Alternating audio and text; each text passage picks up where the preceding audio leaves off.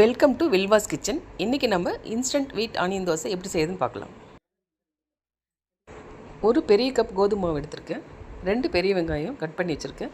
பச்சை மிளகாய், நறுக்கின கொத்தமல்லி இலை, கொஞ்சம் அரிசி மாவு, உப்பு, கருவேப்பிலை. பெரிய பவுல் ஒன்று எடுத்துக்கலாம். அதில் எடுத்து வச்சுருக்க கோதுமை மாவு போட்டுக்கலாம்.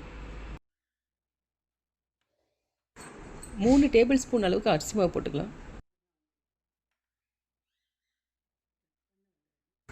கட் பண்ணி வச்சுருக்க பெரிய வெங்காயம் போட்டுக்கலாம்.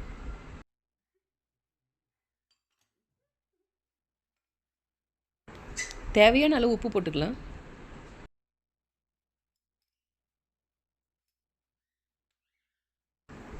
மூணு பச்சை மிளகாய் கட் பண்ணி போட்டுக்கலாம்.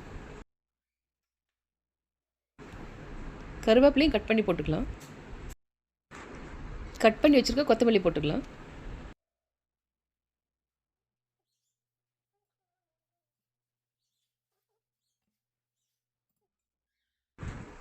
இது எல்லாத்தையும் நல்லா கலந்து விட்டுட்டு தண்ணி சேர்த்து கரைச்சிக்கலாம்.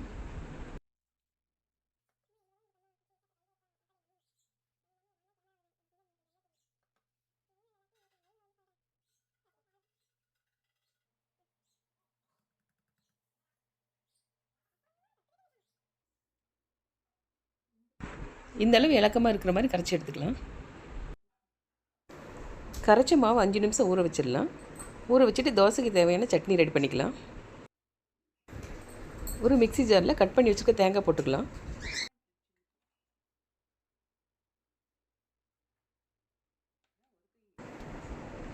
ரெண்டு பல் பூண்டு, கொஞ்சமாக புளி, 3 வரமிளகாய் போட்டுக்கலாம். சட்னிக்கு தேவையான உப்பு போட்டுக்கலாம்.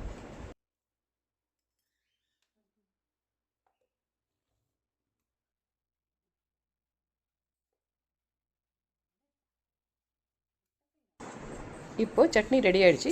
சட்னி தாளிச்சிக்கலாம்.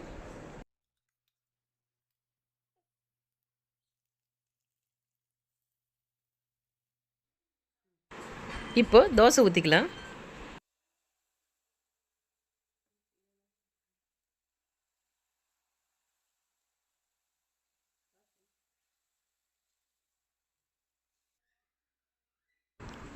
கல் சூடானதும் தோசை ஊற்றிக்கலாம். தோசை கொஞ்சம் மொத்தமாக ஊற்றிக்கலாம். அப்போ தான் டேஸ்ட்டாக இருக்கும்.